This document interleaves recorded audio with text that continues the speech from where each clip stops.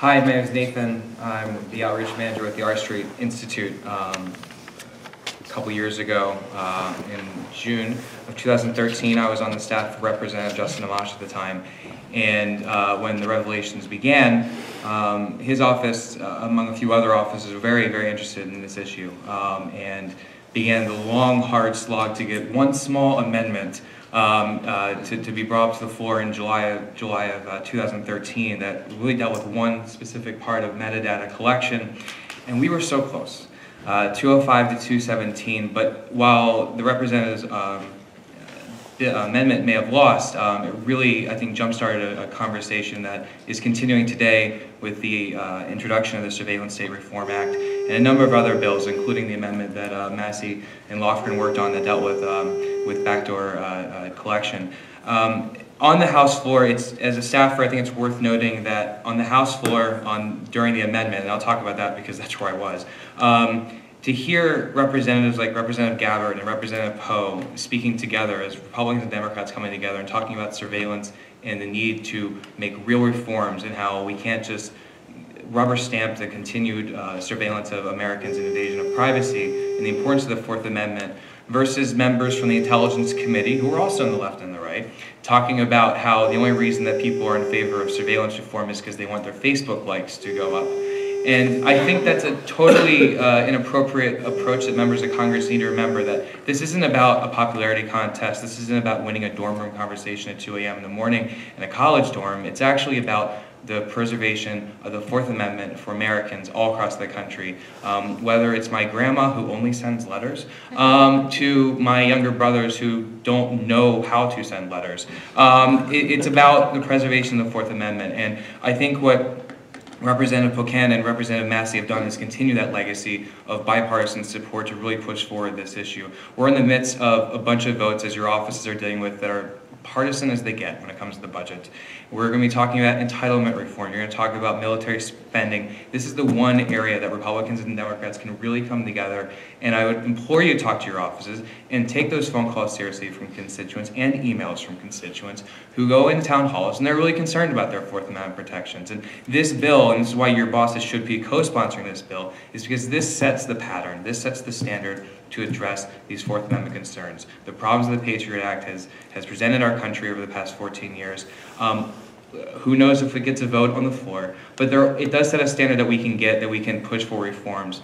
Another bill that is worth talking about briefly, and something this reminds me of, is the original conversation over the USA Freedom Act as introduced in the House in October by Representative Sensenbrenner, the author of the Patriot Act, who really, I think, worked together with Representative Conyers, Representative Amash, and some others in really developing an idea of what a real good reform system should look like. Unfortunately, that bill, which had 152 co-sponsors, by the way, was ripped to shreds in backdoor committee hearings, was ripped to door in backdoor deals with the Intelligence Committee. And it's worth noting that half the co-sponsors of the USA Freedom Act voted against the House watered-down version of that bill. If that doesn't tell you something, it should tell us all something, that half the people who agreed to this bill put their name on dotted lines saying, I support this bill, I want my constituents to know that I support this bill, had to take their names off the list because it didn't do what they were supposed to do. This bill sets a standard that we need to build off of to address the surveillance state in this country. This is a great issue for Republicans. I am a Republican. I work for the R Street Institute. We're a nonpartisan free market think tank that comes from, as we call, a conservatarian perspective. There's a Reason video about it. Go read it, watch it. And we come from a conservatarian perspective looking for real policy solutions. We were in favor of the USA Freedom Act in the Senate, different than other groups, but we totally understand the different perspectives that were had, and we were all, I think, on the same team generally about what we were trying to get there. But we were at South by Southwest last week, a few of us from our street, and the number one conversation, believe it or not, after net neutrality, I should say. Net neutrality is the first conversation. Patents is another big conversation. The third conversation that I heard regularly from attendees, from Silicon Valley types, from actual people who are in the tech industry, was the fact that surveillance reform is a big deal to them. And it's not just a big deal because they like privacy, as I like privacy. It actually has major economic ramifications. The R Street Institute did a study last year that said that the NSA programs could cost the U.S. technology industry between $35 billion and $180 billion over the next couple of years. That study is a year old. I was talking to Zach, we need to update it, but that just gives, Zach is on my office, that's why I pointed at him. We need to update it because it's been a year. I'd probably like to see how it's changed a little bit. I'm sure it's changed even worse. That gives us an idea of how this has been an issue. There's legislation in various countries, like in South America specifically and Europe, that actually were looking at forming their own intranet systems to avoid being surveilled by the US government. That's a really scary thought.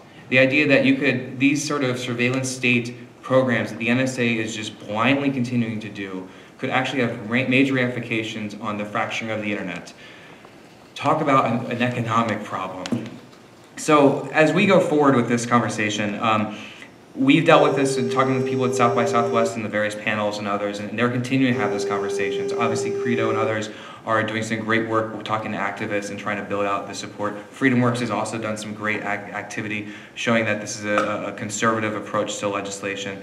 And so I gotta say that as Republicans specifically are trying to address things like Department of Homeland Security and quote-unquote executive amnesty, and they're talking about the overreach of the federal government, I asked them, why are they not addressing the NSA surveillance reform? That's a huge part that they have to address.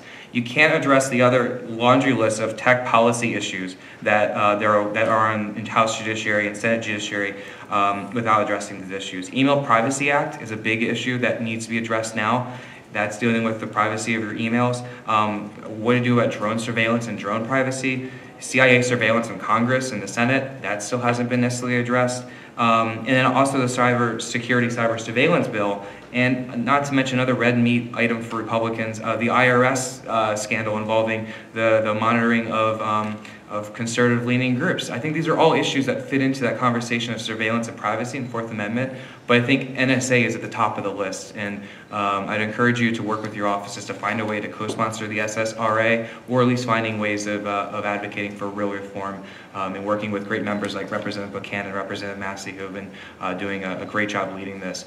One final pitch, the guys in this panel represent some great, excellent organizations that have been leading in this conversation. I really hope that you can connect with them afterwards and help let us be a resource to you guys as you guys build out your work with your constituents, as you deal with your favorite defense contractors that come in and tell you to vote otherwise. If you need any assistance with resources or whatever, please let us be available to you guys as you guys go forward in that conversation.